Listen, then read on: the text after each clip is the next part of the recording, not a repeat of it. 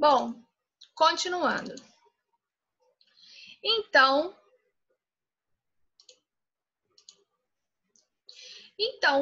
ele fez parte da Ordem dos Jesuítas, foi nomeado pelo Dom João IV como pregador régio.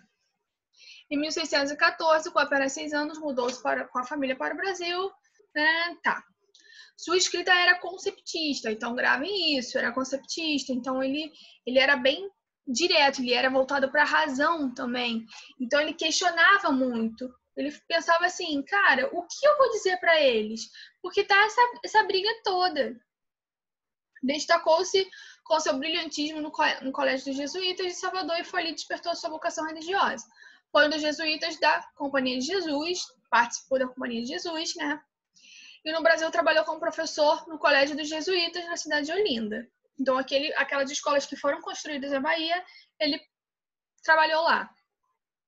Por volta de 1640, o pedido de Dom João IV retorna a Portugal, destacando-se com suas pregações e sermões, os quais atraíam milhares de pessoas. Por outro lado, visto sua influência política em Portugal, foi ameaçado de ser expulso da Ordem dos Jesuítas. Então, como ele estava se destacando muito e a visão dele ia contra a igreja, ele era muito ameaçado, né, pela igreja. Então, ainda na Europa, ele participou de missões diplomáticas,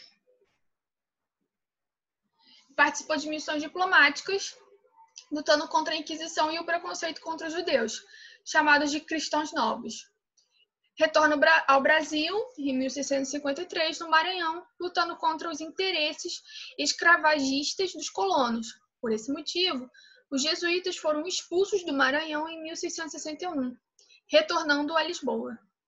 Perseguido pela Santa Inquisição, depois de muitos interrogatórios durante o tempo que esteve na prisão, em Coimbra, Vieira foi acusado de heresia, mas foi absolvido, né, pela igreja.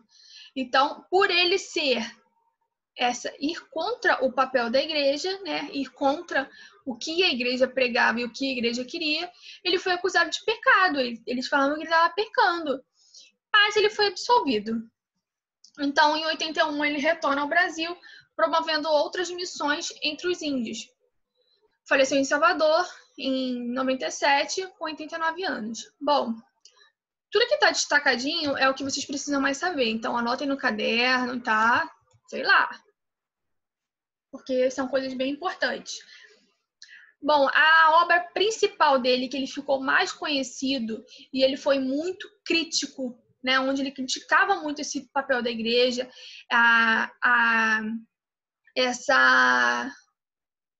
esse uso de escravos, né? Essa ida contra os judeus. Então, onde ele criticava muito esse papel da igreja, era na obra de Os Sermões. Então, destaquem aí, gravem aí, Os Sermões é a obra dele mais importante, onde ele criticava muito. Era cerca de 200 sermões.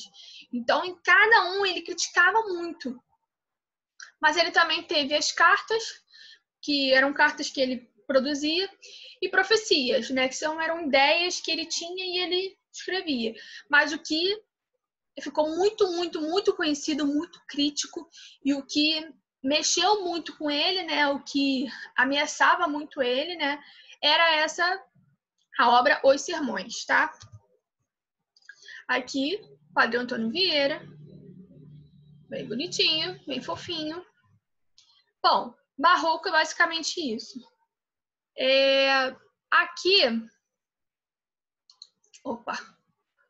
Aqui tem a parte do livro. Tem essas partes aqui que... tudo que tá no slide, tá no livro, mas é bom vocês também seguirem essa parte do livro, tá? o que vocês precisam entender também da obra dos sermões é que ele tinha esse jogo de ideias. Então, como ele era conceptista, ele era muito voltado para a razão, ele tinha esse jogo de ideias, ele brincava muito com as ideias, tá?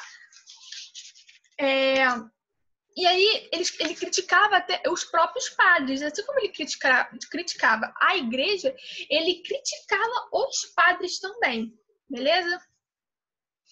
Então, aqui assim, no livro 4, não sei se vocês estão com o livro 4 ainda, mas vocês têm acesso ao digital. Então, podem dar uma olhadinha lá. Página 28, tá? Então, ó, a reforma comandada por Martinho Lutero abalou a unidade católica existente, anunciando vários posicionamentos diferentes daqueles assumidos pela Igreja Católica. O que eu falei, né? Ele era para a razão, a Igreja Católica não, né? 3 décadas depois veio a Contra-Reforma, né? E foi a reação católica ao Lutero e ao povo que seguia ele, né? Depois vocês marquem aí essa parte do livro e leem com calma, tá? Tudo direitinho. Então, ó, o Barroco foi marcado pelos conflitos da época, que se dividia entre o antropocentrismo e o teocentrismo, que é muito importante também saber, tá? O que eu já falei. Mencionava grandes dilemas existenciais. Aqui embaixo, a gente tem a parte do Padre Antônio Vieira. Então, ó, entrou para a Companhia de Jesus, sua personalidade é marcada pelo desejo da ação, ou seja, ele quer mudança, ele quer agir, ele quer participar, ele quer ajudar. Bom, então, ó, encontrou muitas dificuldades e frustrações, ou seja, ele foi para fazer uma coisa que era completamente contra, né, o que ele queria e a visão da igreja. Então, ó, escreveu prosa. Então, ó, escreveu prosa, escreveu intuitos religiosos e políticos, mas seus textos foram além. Atingiram tamanho e qualidade que até hoje são utilizados, tá? Os sermões, aqui, ó, na época, eram grande ajuda aos protestantes. Vieira produziu aproximadamente 200 sermões aqui, que eu tinha falado.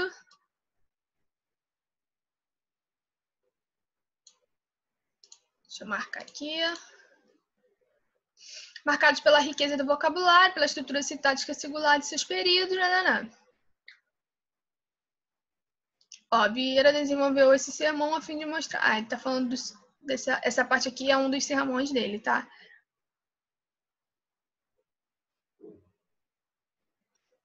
Bom, então, o que a gente precisa saber é isso, tá? Então, voltem quantas vezes for necessário o vídeo, tá? Acompanhem pelo livro também. Tem exercício do livro também, que eu marquei, tá? Vai estar lá vai estar direitinho lá para vocês. E qualquer dúvida, né, já sabe, só me procurar, Instagram, e-mail, enfim. Isso aí vocês escolhem, beleza? Então, beijo, até a próxima.